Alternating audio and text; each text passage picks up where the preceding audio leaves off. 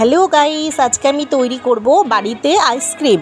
তো তার জন্য আমি নিয়ে নিয়েছি এখানে ক্রিমি মিল্ক, তার সাথে নিয়ে নিয়েছি পাউরুটি। আমি দুধটাকে ভালো করে জাল করে ঠান্ডা করে নিয়েছি। এখন মিক্সারের মধ্যে আমি দুধটা দিয়ে দেবো এবং পাউরুটির সাইডগুলো ফেলে দিয়ে পাউরুটিগুলো সব দিয়ে দেবো।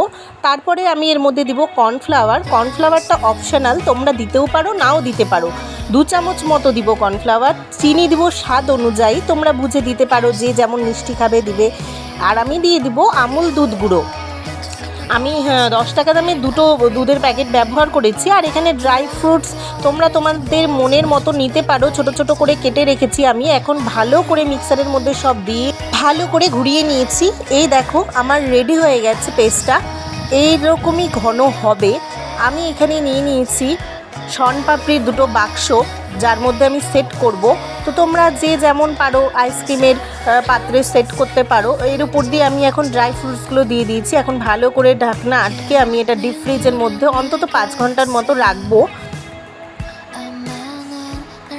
যা গরম পড়েছে তাতে এরকম সহজ পদ্ধতিতে বাড়িতে আইসক্রিম বানিয়ে খাওয়া যেতেই পারে।